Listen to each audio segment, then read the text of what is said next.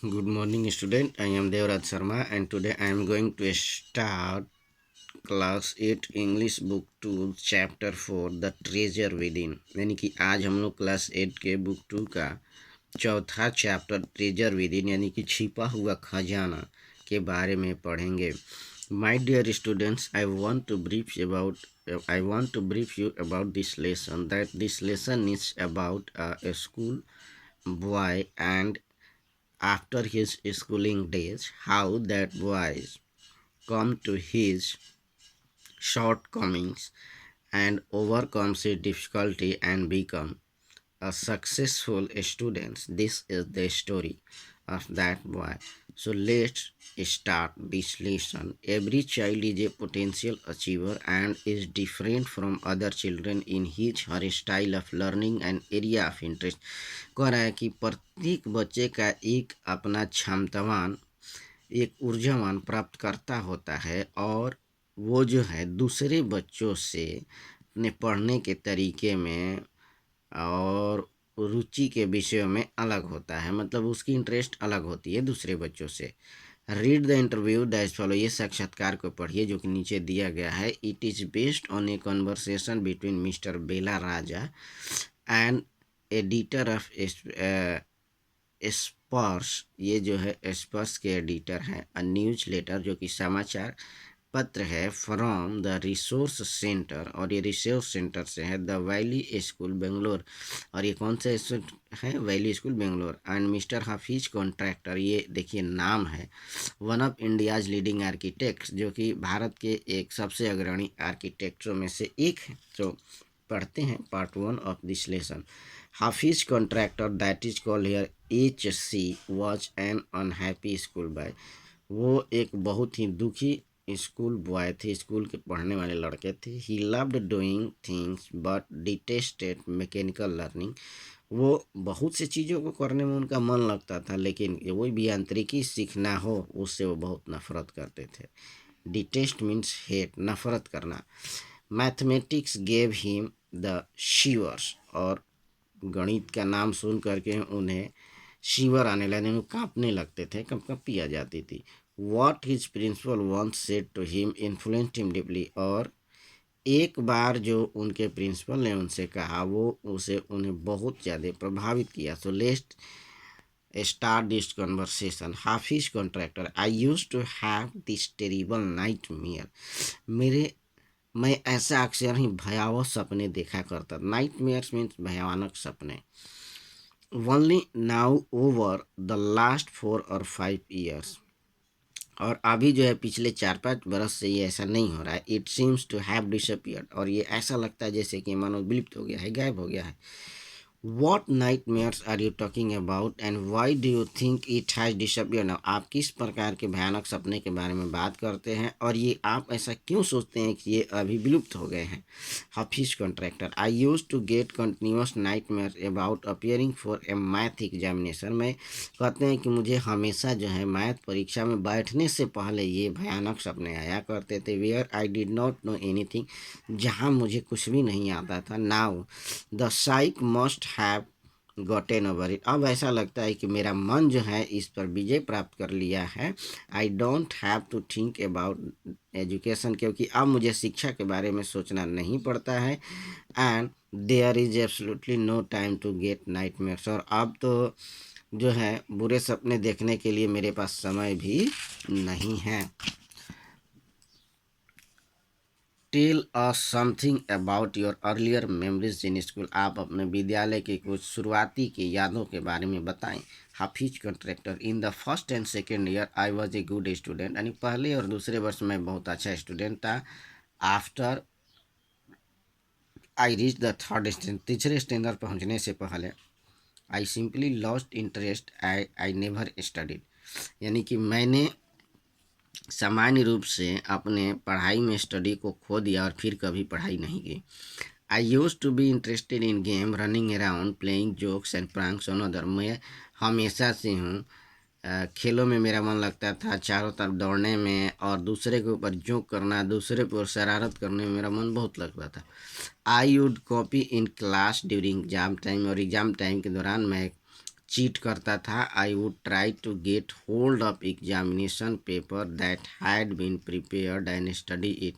मैं क्या करते कोशिश करते रहता था कि जो एग्ज़ाम पेपर है उसी को पकड़ लेता था, ले लेता था और उसी की सारी तैयारी करता था, उसी का पढ़ाई करता था। As I could not remember thing, जैसा कि मुझे बहुत सारी चीज़ें याद नहीं रख सकती, that had been taught to me in class, यानी कि जो मुझे क्लास में यानी वर्ग में पढ़ाई गई होती थी।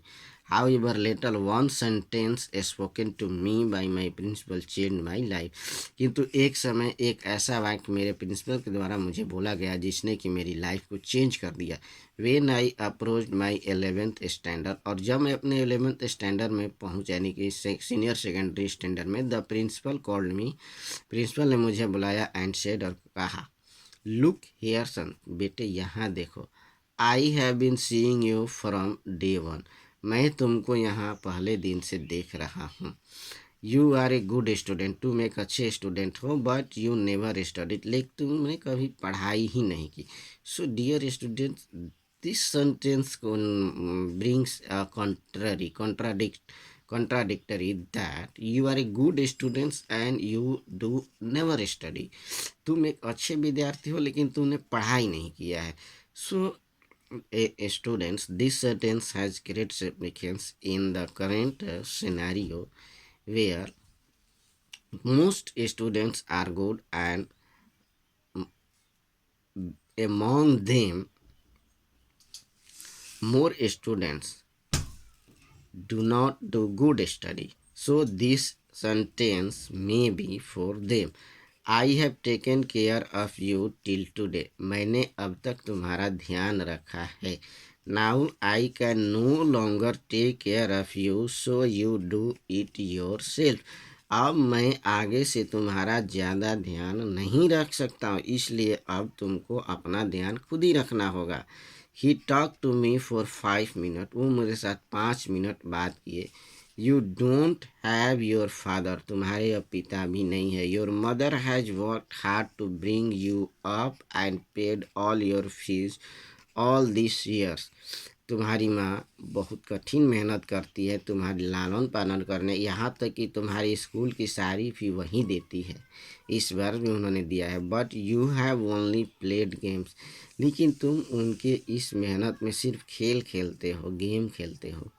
Now you should rise to the occasion, अब तुम्हें इस अवसर पर ऊपर उठना है एंड स्टडी, और पढ़ना है। This was the sentence of that principle that changed the Hafiz contractor life. I used to be a very good sportsman. ये बताते हैं कि मैं एक बहुत ही अच्छा स्पोर्ट्स मैन हुआ करता था, यानी कि खेल का व्यक्ति हुआ करता। I had been the senior champion for so many years. मैं कई वर्षों से सीनियर का चैंपियन रहा हूँ। And I also was the cricket captain, और मैं क्रिकेट का कैप्टन भी था। I used to play every game, मैं प्रत्येक गेम खेला करता था। But that year I did not step out on to the field, लेकिन उस वर्ष यानी कि 11वीं में मैंने फील्ड में अपना कदम ही नहीं रखा। I would go for prayer and all I would do was eat and study, मैं सिर्फ प्रार्थना करने के लिए जाता था और वो क्या करता था, सिर्फ खाता था और पढ़ता था। I normally used to copy and pass, जैसा कि मैं सामान्यतः क्या करता था, नकल करता था और पास हो जाता था। But I realize that once I was in एसेंसी, लेकिन एक समय से तब मैंने रियलाइज किया I could not do that, कि मुझे वैसा अब नहीं करना है, कि अब मैं वैसा नहीं कर सकता। When I got a second class 50% in my SSC, जब मैंने अपने सीनियर सेकेंडरी में सेकेंड क्लास पर 50% पास किया, मेरे प्रिंसिपल मुझसे कहा, son consider yourself as having got a distinction, बेटे तुम ये समझो कि तूने अपने लिए डिस्टिंक्शन ला दिया है।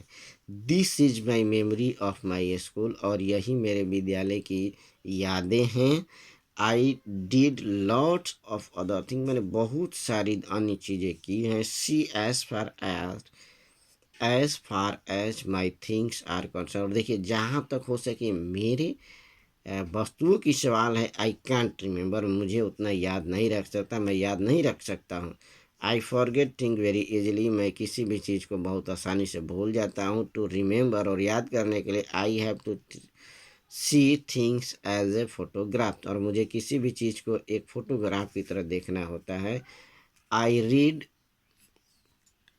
अ बुक, मैं एक किताब पढ़ सकता हूँ, and I can remember the matter as a photograph, और मैं उसके जितने भी मैटर यानी कि विषय वस्तु है सार उसको एक फोटोग्राफ की तरह याद रखता हूँ, but not through my mind, लेकिन वो मेरे मन से याद नहीं रहता, यानी कि मस्तिष्क में याद नहीं रहता है। That is how it works, और यही है जैसे कि ये मेरे लिए काम करता है।